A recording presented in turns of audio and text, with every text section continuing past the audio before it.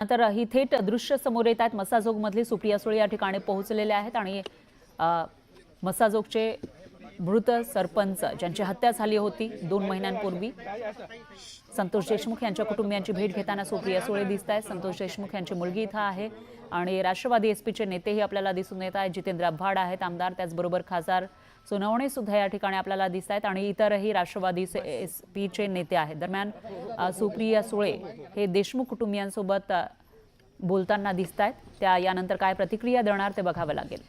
संतोष देशमुख यांचा मुलगा इथं येऊन बसलेला आहे सुप्रिया सुळेंजवळ, त्यांची मुलगीही इथं आहे आणि इतरही कुटुंबीय आपल्याला दिसत आहेत। यानंतर आपले प्रतिनिधी सुरेश जाधव हे थेट मसाजोगमधून आपल्यासोबत फोन लाईनवर जोडले गेले आहेत। सुरेश, काय सांगाल? सुप्रिया सुळे या ठिकाणी पोहोचलेले आहेत, देशमुख कुटुंबियांची भेट घेत आहेत। संतोष देशमुख यांच्या हत्येला 70 दिवस झाल्यानंतर न्याय मिळावा या मागणीसाठी मसाजोग गावकरी हे आंदोलन करतात आणि त्याचबरोबर जी रात्री बैठक झाली त्या बैठकीनंतर आज सुप्रिया सुळे या देशमुख कुटुंबाची भेट घेतात। विशेष म्हणजे जितेंद्र आव्हाड देखील त्यांच्यासोबत आहेत, खासदार बजरंग सोनवणे हे देखील त्यांच्यासोबत आहेत आणि आता जी संतोष देशमुख यांची मुलगी आहे सोबत नेमकं काय कशा काय झालं होतं आणि न्यायाच्या संदर्भात आतापर्यंत काय या संदर्भात देखील आता सुप्रियाताई चर्चा करतात। विशेष म्हणजे आपण जर बघितलं तर संतोष देशमुख हत्या प्रकरणानंतर 70 दिवसानंतरही जी या न्यायाच्या अनुषंगाने जी धग आहे ती कायम आहे। त्याचबरोबर या अगोदर माननीय शरदचंद्र पवार यांनी देखील भेट घेतली होती, रोहित पवार यांनी देखील भेट घेतली होती। शरद पवार गटामधील सुप्रिया सुळे तिसऱ्या नेत्या आहेत, त्याला 70 दिवसानंतर या ठिकाणी येऊन भेट घेतात। नेमकं आता काय सांत्वन केल्यानंतर काय आश्वासन देणार हे देखील पाहणं महत्त्वाचं आहे। विशेष म्हणजे आतापर्यंत जर आपण बघितलं तर यातील कृष्णा आंधळे नावाचा जो आरोपी आहे तो 70 दिवसानंतरही फरार आहे। त्या बाबतीमध्ये देखील पाहणं महत्त्वाचं आहे। निश्चितच सुरेश, 70 दिवस झाले तरी सुद्धा जो मुख्य आरोपी आहे तो फरार आहे, त्यामुळे त्यावरून सवाल उपस्थित करण्याची या ठिकाणी शक्यता आहे। पण त्याचबरोबर आणखी एक गोष्ट म्हणजे काही दिवसांपूर्वी शरद पवारांनी भेट घेतलेली होती देशमुख कुटुंबियांची आणि त्यावेळेला त्यांनी आश्वासन दिलं होतं संतोष देशमुख यांच्या मुलीचं शिक्षण आपण आपल्या ज्या संस्था आहेत त्यांच्या मार्फत करणार असल्याचं। शरद पवार साहेब ज्यावेळेस भेटायला आले होते त्यावेळेस शिक्षणाची जबाबदारी आहे। विशेषतः संतोष देशमुख यांची मुलगी वैभवी हिला डॉक्टर होण्याचं स्वप्न आहे आणि ते स्वप्न पूर्ण करण्याची परिस्थिती बेताची आहे। संतोष देशमुख यांना घर देखील नव्हतं आणि त्यावेळी तिचं शैक्षणिक पालकत्व घेण्याच्या अनुषंगाने शरद पवार साहेब यांनी त्यावेळेस आश्वासन दिलेलं होतं आणि त्यानंतर आता सुप्रियाताई देखील आले आहेत। आता संतोष देशमुख यांच्या पत्नी अश्विनी देशमुख यांची देखील त्या विचारपूस करतायत। त्याचबरोबर आता 12वीची परीक्षा वैभवी देशमुख हिची सुरू आहे, त्या संदर्भात देखील तिच्याशी चर्चा केली जाते। एकंदरीत जर आपण बघितलं तर संतोष देशमुख यांची ज्या पद्धतीने निगळून हत्या करण्यात आली होती त्यानंतर जो मसाजोगचे गावकरी असतील त्याचबरोबर संपूर्ण लोकांमधून संताप व्यक्त करण्यात आला होता आणि यातील आता 8 आरोपी एक आरोपी अद्यापही फरार आहे, त्याला अटक केली।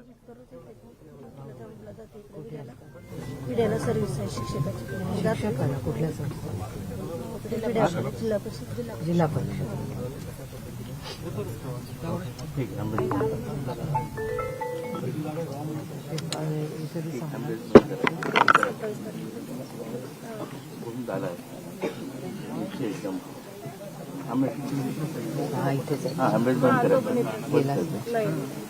माझ्या इकडचे पण एक्झाम आली झाल्यानंतर मग तिकडे जाऊ। त्याचं शिक्षण सध्या इथं शाळेत जातो, गावाच्या शाळेत 4-5 दिवस झाले चाललंय। तुम्ही येऊन गेला काय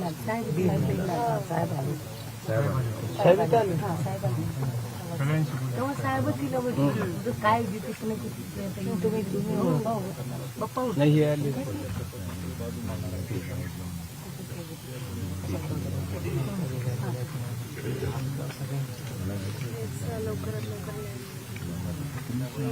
जे आज आमच्या कुटुंबावर आहे किंवा गावावर आहे, आम्हाला असं इतकं की जे आज दुःख आमच्यावर आहे ना ते आम्ही कधीच बघितलं नव्हतं आणि जे आज आमच्या कुटुंबावर आहे किंवा गावावर आहे इतर कोणावर आहे, कारण की जसं म्हणतात वेळ आल्याशिवाय ते कळत नाही। आज तशी परिस्थिती झाली आमच्यावर, वेळ आल्याशिवाय खरंच कोणाला काय।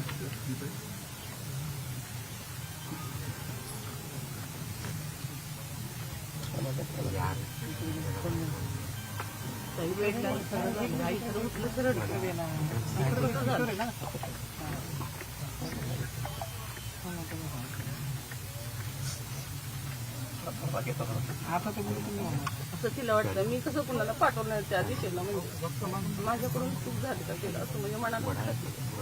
त्यांना तसंच वाटतं, लातूरून मी का पाठवतो.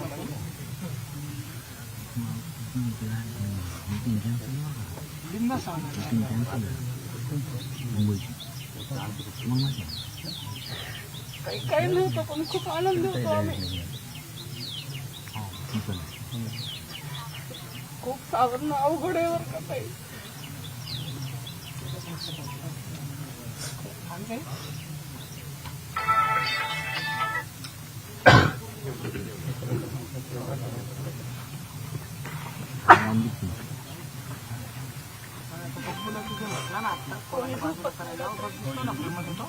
आता इन्क्वायरीचे स्टेज काय आहे? आतापर्यंत इन्क्वायरीच्या स्टेजेस काय आहेत? ते तुम्हाला सांगितलं चार्जशीट दाखल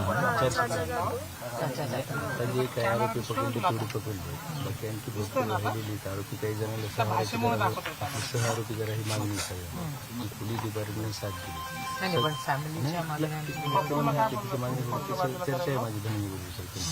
पण हे विषय कसं होतं की तरी पण पोलीस कसं पाहिजे असं आपल्यासमोर मागणीप्रमाणे आता परत गावकऱ्यांनी पण ठरवलं लागलं की आम्ही पूर्ण अन्न त्याग करणार नाही.